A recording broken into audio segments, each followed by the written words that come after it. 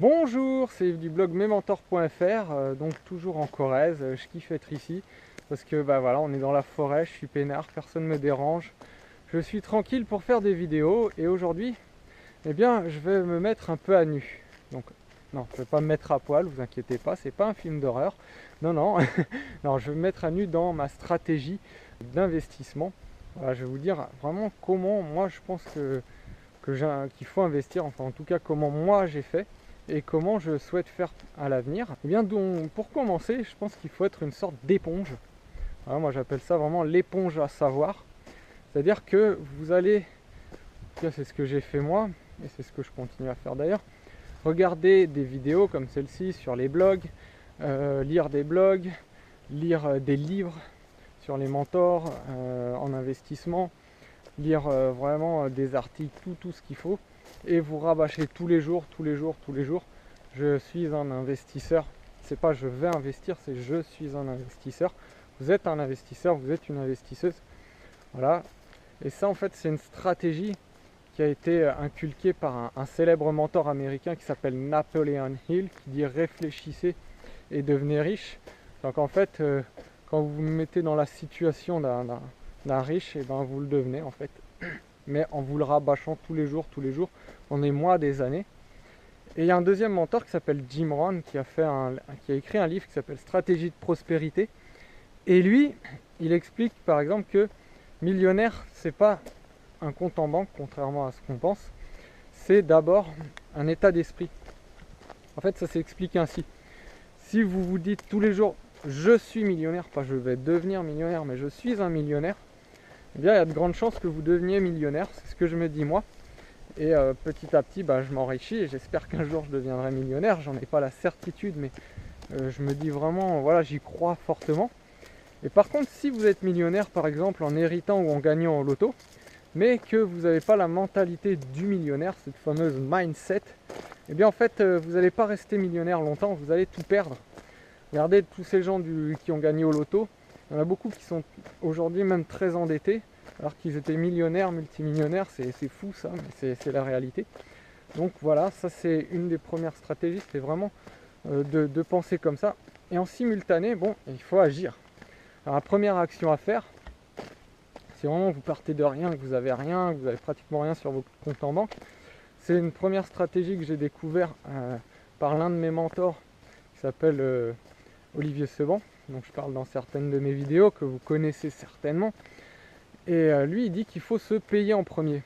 Alors bon, vous me dire ouais ça y est tout de suite il est fou, il fait un dédoublement de la personnalité, c'est un peu comme dire je suis mon propre patron. Bon c'est un peu vrai, et je pense que de toute façon les gens qui s'enrichissent sont déjà un peu fous à la base. Donc il faut vous payer en premier, ça veut dire quoi? Ça veut dire que tous les mois, avant même d'avoir payé votre loyer ni quoi que ce soit, c'est pas ça le plus important. Alors c'est stressant, hein, on se dit si je mets de l'argent de côté, je vais plus pouvoir payer le reste. Mais oui, il faut même mettre, je dirais, 1 euro, on s'en fout. Il faut commencer par mettre quelque chose tous les mois de côté. Alors vous avez deux façons de faire. Soit vous avez la façon un peu, on va dire, feignante, c'est-à-dire que vous faites un virement automatique, quitte à piocher dedans si vraiment vous êtes juste. Il ne faut pas vous mettre non plus en découvert, mais le but c'est de ne pas piocher dedans. Soit vous faites une méthode un peu plus difficile qui est la mienne, et vous faites un tableau sur Excel avec toutes vos dépenses, mais absolument toutes, et à la fin vous savez combien vous pouvez épargner, vous donnez un reste à vivre suffisant, et puis après le reste vous l'épargnez. Alors c'est jamais la même somme, parce qu'il y a des mois vous avez payé des charges, d'autres mois vous n'allez pas en payer. Moi c'est ce que j'ai fait jusqu'à maintenant, j'y arrive pas trop mal, des fois même je me surprends, j'épargne plus que ce que je pensais au départ. Donc ça c'est une bonne chose, mais en tout cas moi je me paye toujours en premier, et je me paye on va dire un peu comme à la commission. Ça donc c'est une stratégie que j'ai commencé à faire qui m'a permis d'avoir du cash, par exemple pour acheter mon premier bien immobilier, la place de parking. Donc ensuite, qu'est-ce que j'ai fait? Eh bien j'ai agi, parce que c'est bien d'être une éponge à savoir, tout ça, mais si on est trop éponge à savoir, on va finir par se dégoûter soi-même, on va finir par se dire voilà, j'apprends plein de choses mais ça ne me sert à rien parce que je vois que j'avance pas. Et ça, c'est, je dirais, un peu le piège dont on ne parle pas. On dit toujours faut lire, faut apprendre, faut lire, faut apprendre. Mais attention, je dirais pas trop. Je dirais même arrêtez de lire et arrêtez d'apprendre si vous n'avez pas agi au bout de quelques mois. S'il n'y a pas, du coup, agissez et arrêtez de lire. Prenez plutôt du temps pour agir. Voilà, et vous reprendrez votre apprentissage après. Pourquoi? Parce que voilà, il y a certains de mes mentors qui disent il faut 6 mois de dépenses. C'est-à-dire 6 mois, vous mettez sur un compte en banque 6 mois, je dirais, de dépenses liées à tout ce que vous avez, à vos biens immobiliers, etc. Si vous en avez, à vos crédits, etc. Il faut tout payer. Si ça vous fait 6 mois que vous avez de côté, c'est bien, vous êtes dans la sécurité. Moi, si je voulais avoir environ 6 mois de toutes mes dépenses de côté, il me faudrait à peu près entre 15 et 16 000 euros. Alors je les ai presque aujourd'hui, mais quand j'ai commencé à agir, je ne les avais pas du tout. Et si j'avais attendu d'avoir tout cet argent, vu que j'ai pas un gros salaire, eh bien j'aurais été dans ce syndrome de l'apprentissage toujours plus, mais pas d'action et pas de résultat, et j'aurais été dégoûté. Donc je dirais ça, c'est un objectif à avoir à terme, mais je pense qu'il faut agir. Sauf si vraiment vous avez déjà un gros salaire, vous avez déjà des gros revenus, que vous pouvez épargner beaucoup dès le départ. Et si vous êtes comme moi, que vous ne pouvez pas trop épargner au départ, je dirais qu'il faut d'abord agir. Et voilà, il ne faut pas non plus vous mettre dans l'embarras ou vous surendetter, mais il faut déjà commencer à agir, acheter une place de parking, acheter quelques actions, etc. Il faut faire quelque chose. Voilà. Ensuite, j'ai utilisé une méthode que j'ai trouvée un petit peu après.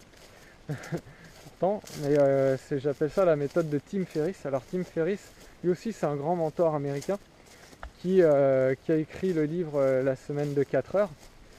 Et dedans, il dit qu'en fait, il faut d'abord appuyer sur ses points forts et ensuite appuyer sur ses points faibles. Il y a beaucoup de gens, justement, ils veulent être un peu bons partout. Voilà, par exemple, quand on est à l'école, on vous dit, voilà, vous êtes mauvais en maths. Même si vous êtes bon en français, on va appuyer sur le fait que vous soyez mauvais en maths et il va falloir d'abord travailler les maths pour ensuite rattraper votre moyenne, etc. Moi je dis, il faut faire le contraire. En tout cas, c'est ce que je fais moi. Il faut d'abord appuyer sur là où vous êtes déjà fort parce que vous pourrez être excellent. Si vous appuyez d'abord sur vos points faibles, vous serez tout juste médiocre, en tout cas au départ. Donc moi, mes points forts, c'était quoi?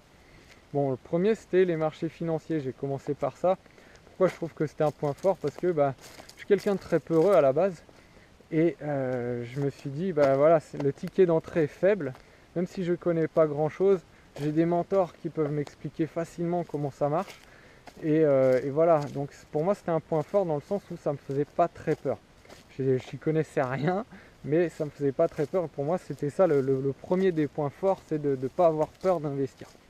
Donc j'ai commencé par ça, 300 € le ticket d'entrée, c'est pas énorme. Et puis après j'ai mis un peu plus.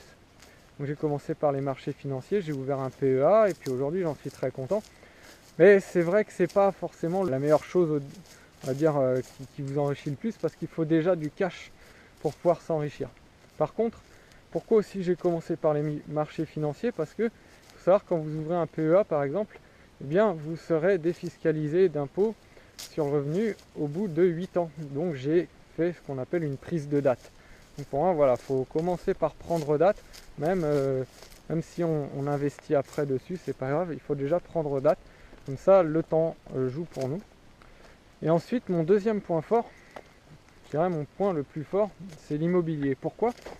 Déjà parce que sur les blogs, je vois beaucoup de mentors qui expliquent bien quelles galères ils ont eues. Et généralement, ils n'en ont pas eu beaucoup. Et surtout, quelle stratégie pour l'achat et pour la location ils ont utilisé pour ensuite investir et gagner du cash tout de suite.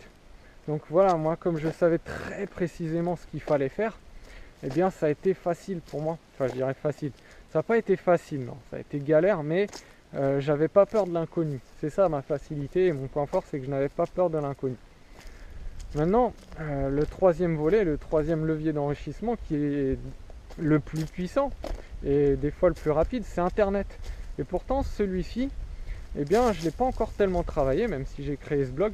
Pourquoi? Parce que j'ai une forte aversion à ce levier. Moi, je sais pas pourquoi, mais l'informatique, ça me rend toujours nerveux, ça m'énerve.